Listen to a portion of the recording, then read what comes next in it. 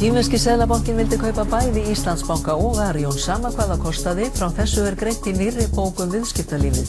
Kínverski seðlabankinn People's Bank of China vildi kaupa Íslandsbanka og Arion banka sama hvað það kostaði. Frá þessu greint í nýrri bók viðskiptalífið.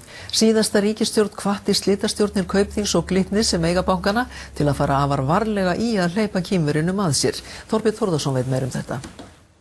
Í þessari viku kemur út bókin Ísland EHF, auðmenn og áhrif eftir hrun eftir blaðamannina Magnús Halldórsson og Þórð Snæ Júlíusson, en í bókin skyggnst bak við tjöldin í íslensku viðskiptalífi eftir hrun.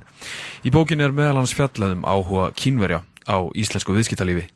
Áhugi kínverska ríkisins á Íslandi hefur farið vaxandi á undanförnum árum. Besta og skýrasta táknmynd þess ef til vill risavaxið sendiráð kínverska ríkisins hér fyrir aftan mig. Fram hefur komið í fjölmiðlum að kínverskir fjárfestar hafi áhuga á að kaupa Íslandsbanka, en ótilgreindir fjárfestar frá Kína settu sig í samband við slitastjórn Glitnis í þessum tilgangi. Þær upplýsingar fengust í kínverska sendiráðinu í dag að 8 starfsmenn störfuðu hjá sendiráðinu að kokknum meðtöldum. Í bók þeirra Magnúsar og Þórðar Snæs kemur fram að mestur áhugi útlendinga á íslensku bankunum sé hjá The People's Bank of China, seðlabanka kínverska ríkisins, en í bókinni segir: Sá banki sem líklega sá stærsti í heimi á meðal annars 1,6% hlut í stærsta banka Noregs, DNB, og 7. stærsti eigandi hans. Fulltrúar kínverska bankans hafa sett sig í samband við slitastjórnir Glitnis og Kaupþings með það fyrir augum að kaupa Íslandsbanka og Arion banka.